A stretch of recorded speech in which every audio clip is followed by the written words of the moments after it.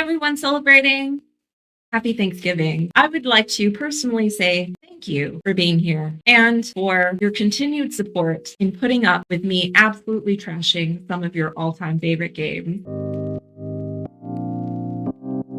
Welcome and welcome back, everybody. Tabletop Toki here, and that's right, we're back with 5 more disappointing games. If you're not aware, these videos are a series on the channel that we did back in the day dedicated to talking about games that didn't fulfill a specific expectation. So not to say that any of these games are bad, there's zero disrespect meant towards any of the fantastic teams that worked on these games, and ideally through offering alternate recommendations, whether you agree with me or not, hopefully there's something for everyone in terms of finding some games that will excite you and that you may come to love just as much, if not more, than some of these 5 core games we'll be talking about today. Without further ado, let's get started. Our first game on this list is very fall themed. It is a roll and write, which is one of my personal favorite genres of games, and that is Three Sisters. Like I said, roll and writes are one of my personal favorite genres, so I was really excited to see these themes and these mechanics kind of come together. Overall, you're drafting dice, managing 2 different boards, planting things in your garden, while also getting upgrades in your shed that help you do actions more efficiently. You're also getting goods that you can trade in for various different bonuses and managing various different parts of your farm. I think it's a really interesting theme and way of implementing it with like watering certain sections of your garden. And I like the dice drafting mechanics where you take something, somebody else takes something, and then whatever is left over, everybody gets a little bit of that. It especially reminds me of like La Granja, which has a similar theme and similar dice drafting, but isn't a roll and write. But I feel like one of the big things that I love about roll and writes is that they're very combo-y, and Three Sisters, for the amount of investment and time that you spend with the game, didn't feel like it was as satisfying with unlocking those combos. So if you're looking for a game that's similar weight, similar production, it uses cards instead of dice, but Pret-a-porter is one that I did really enjoy. It has a lot of similar elements, like I said, to Three Sisters with the different boards and like managing your little upgrades instead of goods, umbrellas or what have you. But this one I found to be really thematic, and the combos are really fun as you level up and upgrade. It just felt like it clicked a little bit more than Three Sisters did. And you know, this is made by the same studio as Three Sisters, Sleep the Dice Game, Motor City, etc. But out of the ones that I have played, Pret-a-porter is by and large my favorite. In terms of other flip and fill, roll and write style games, I would be remiss not to mention some similar weight games, but that feels so combo-tastic. We have Flip Town, including Flip Town New Frontier, and also Flip Voyage now. Again, using cards instead of dice, flipping them over, drafting a poker hand or drafting your navigation, and then filling out things on various sections of your boards like mini games. These ones seem to combo back and forth a little bit more so that you get more momentum off of each of your particular actions, versus in Three Sisters, again, you can get some engine building going, but each action feels pretty limited without triggering too many other things or in as satisfying of a way. In Flip Town and Flip Voyage, I think one of the things that stands out for me is that you do have multiple different types of resources, which you can use to manipulate your results or get other combos or just straight points. And especially the mini games, you're not just crossing things off. There's like blackjack types of things in Flip Town, digging through your graveyard, little spatial puzzles, filling things out. And Flip Voyage has much of the same, where it feels like each little section that you're doing is a mini game versus just kind of checking off boxes and going down a tree or upgrading a particular thing in a linear way or what have you. So I really appreciate that element of these. And if you are wanting something that feels pretty chunky, that has the 2 boards, I'll admit this is a step above in terms of investment. But with the length of Three Sisters, I really feel like I always gravitate towards, well, I just want a little more. And for me, Hadrian's Wall is really spectacular. Again, a lot of combos, a lot of resource management. So I will admit that it's a little chunkier than Three Sisters, but I think that the length of the game and heft of the game and decision space that you have within the game is much more balanced, although it's at a slightly higher level, if that makes sense. So whether you're looking for something that's more of a direct replacement or slightly upgrade or kind of adjacent but a little bit different, I think that all of these games provide a really great fun alternative with similar mechanics. Our next game is one that I have not played in a long time. I'll be honest, it is one of the games that I refuse to play flat out. So there's no beating around the bush. It is Istanbul, the dice game. I do really like Istanbul, just the regular OG Istanbul, which is a much more in-depth strategy Euro style game than the dice game. And I understand wanting to take a game and make it more accessible, or taking like a theme and make it more accessible to a wider audience. There are things in Istanbul with just like set collection and engine building that you could maybe condense down. But in Istanbul, the dice game, it's all based on your dice. And it just felt so lucky. In my mind, I'm thinking, well, I'm used to Istanbul. Obviously, this is different, but it's the same kind of universe space, collecting rubies, trading them in at different times, and blocking people out of higher rewards versus your partners. But it just felt like it was so messy and chaotic, and there were so many little things to keep track of. But then it all came back to, well, did I roll well? Yes or no? Okay, I guess that's what we're going with this turn. It just did not feel satisfying, even with the anticipation of, okay, this is going to be a very watered down entry level re-implementation of Istanbul. I personally would just rather play Istanbul. However, if you are wanting something that is a little bit more pared down, that maybe uses dice and that is a little more entry weights, I don't personally own a copy, but Nations, the dice game, fills that niche really well. Disclaimer, I have not played the OG full board game Nations, but I remember playing the dice game and thinking, wow, this is what Istanbul, the dice game could have been, where you're rolling dice, getting tiles that help you upgrade and build engines, set collection, all of that goodness, but it felt like a much more well fleshed out design with some good strategic options, even though the core of what you do on your turn is determined by dice, much like in Istanbul, the dice game. And as far as rolling dice to acquire sets and cards and compete with opponents, one of my favorite games that recently got a reprint with new art and some updating is Thief's Market. The cool thing about this one is that you're not locked into your die rolls. You roll a central pool of dice, and then it's an I cut you choose, where the first player decides how many dice to take out of the pool, and then the next player can either take dice out of the pool again, or they can steal dice from another player and put one back.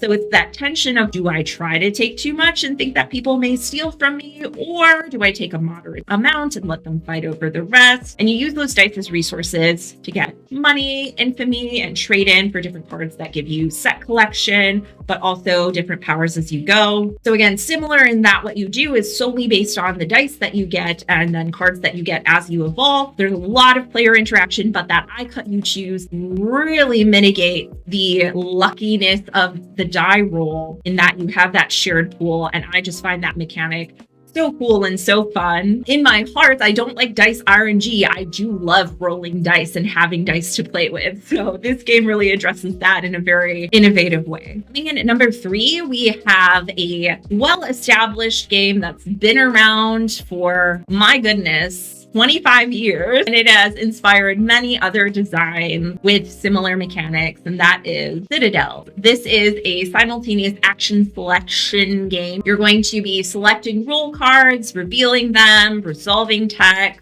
in order to get resources, etc. It's a game that I played quite a bit when I first got into the hobby, and like I said, paved the way for a lot of similar games with these similar types of mechanics. I'm sure y'all probably have some great recommendations for other games that are similar to this. It's not necessarily a genre that I have a lot of experience with, but I really wanted to show y'all this particular alternate recommendation because it has become one of my go-tos in terms of this type of mechanic and introducing newer people to games, and that is Belbara.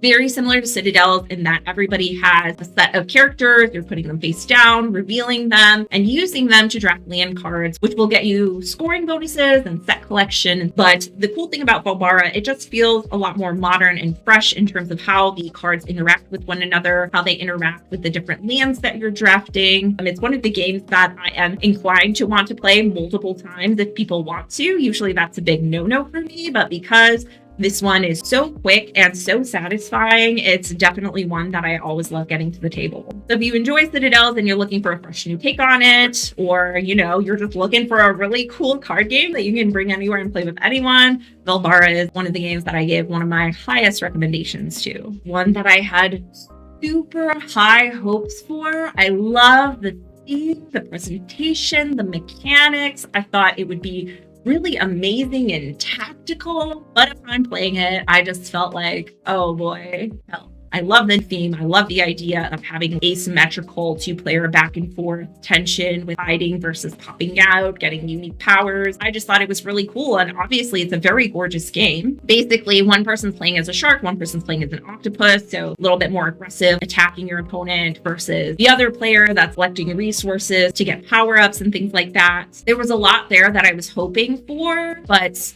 especially with two-player games. And one of the reasons why I love two-player games, and one of the reasons why I love solo games as well, is there is no hiding behind players mitigating a lack of balance within the games themselves. So Kelp was definitely passable. There were some cool things about it that I appreciated, but I think overall the implementation fell a little bit flat for me. Again, not a bad game, just high hopes, high standards, high disappointment on my part. So there are two small box games that are two-player games that take a lot of the elements from Kelp, but just kind of deliver them in a much more streamlined package and manage to capture the right amount of tension and progression throughout the game. One of my alternative recommendations is Fugitive. This game also has asymmetrical roles and one player who is effectively hiding and another player who is searching them out. The Fugitive is playing cards face down, which are their hideouts or their points along their escape. They can ante more cards to move further at certain times or bluff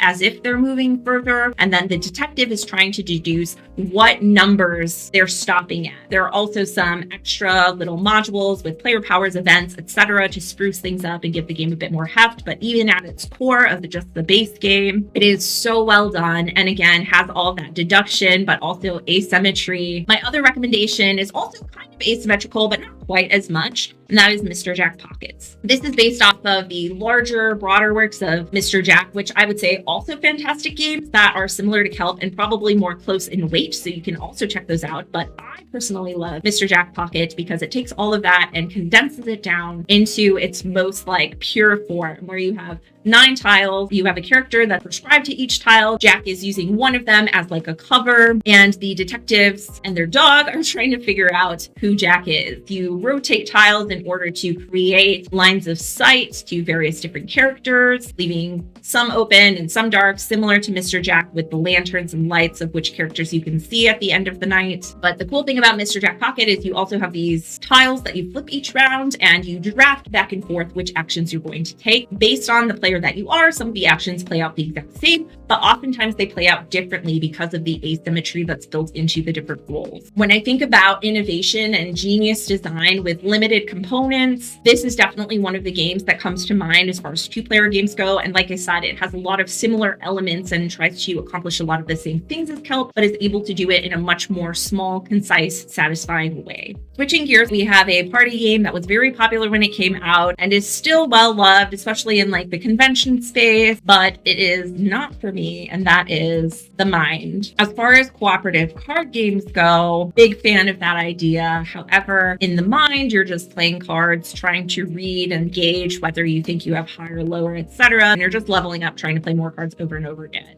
It's a very quick, concise activity. It's easy to teach and learn. I understand why people like it, but for me, it's just one of those things that barely feels like a game, which isn't necessarily a bad thing. There are plenty of games that I love that feel more like activities versus games, but this one, for me, just take it or leave it. And for me, it was a leave it. So what do we do instead? Well, the game is a card game that's also been around for quite a long time. It is a purely cooperative game, similar to The Mind, where you're playing cards in order, very easy to learn, very easy to pick up, but it feels a little more strategic with having more structured turns where you play one card at a time for each person, making different rows of cards and trying to get cards in the right order. It also has a solo mode, which is really nice. Another small box cooperative card game that is easy to teach, easy to learn, easy to play is Okie Dokie. Again, you're trying to play cards in order from low to high. This one, you have several different lines that you're playing to based on the color of the cards, which represent the different instruments. And in each column, the cool thing is that you do have to play a rest, which resets the line. So you have a little flexibility there, but you really have to intuit as to when you want to rest for each different instrument, since you can only do that once per round and you have to do it once per round. The limited communication in Okie Dokie 2 works really well. It's a lot more structured than The Mind, but there are a lot of really fun, inventive things that you can do where you feel clever versus just like vibes.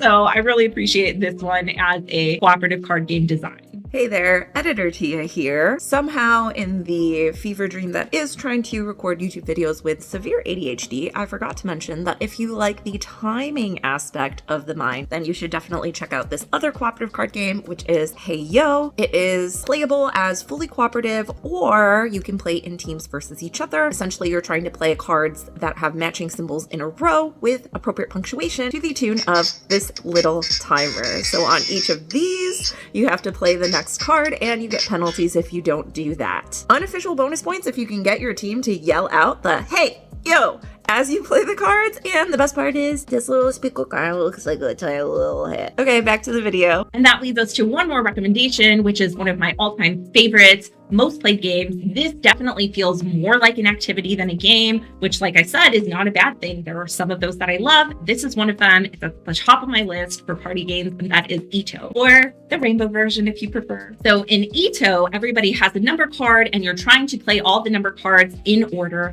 but you play them face down, and based on a general prompt for the round, you have to give a response. So for example, one of the prompts is things you would love to find in your pocket, ranging from do not love to really love. And then based on your card, let's say you get like an 80. You're like, well, what's something I would really like to find in my pocket, but not as much as 20% of other things that I could find in my pocket. And then you give a response, play it face down. Everybody gets to deliberate, ask questions, kind of modify and extrapolate on their answers based on what everybody else says. And then finally, you put the final lineup and flip one card at a time to see. You can play multiple rounds too, similar to the Mind, where you up the ante and you have more and more cards that you're trying to line up in a row. This has led to some of the best moments in gaming, whether you're playing with close friends or people you've never met before. It's a great way to get to know people. It's a great way to have fun and surprising moments, to have a fully cooperative game where everybody can get involved. If there were ever a party game that I could give my highest recommendation, even looking at my shelf right now, I'm like, there's nothing that even comes close. So if you haven't checked out Ito already, this is one that y'all should have, even if you just want it as like a game to play with not necessarily gaming people. I feel like there's a space for it in every home. So there you have it. Those are 5 disappointing games. As I said again in the beginning of the video, these are not bad games. I am very glad to have the opportunity to be able to play them, as well as many other games, even the ones that don't necessarily fit the bill for me personally. There's so much cool design and innovation in the hobby, and obviously everybody is going to have different opinions and thoughts and preferences when it comes to games. So let me know yours down in the comments below. Like I said, if you have alternate recommendations, if you agree or disagree, if there are things that I missed. Not a board game wizard, don't know everything, not even a professional, just literally over here in my basement talking about games and hopefully sharing some games that y'all may want to check out. And if you liked the video and want to see more, please feel free to subscribe below. You can also like the video. It really does help out the channel. It's just a quick thing that you can do, and it's free. So appreciate y'all in advance, and appreciate our channel members within the greater hobby space of amazing people. We have such a really cool, wonderful community here. So just one more thank you from me to you for being here, and we'll see you next time. Bye.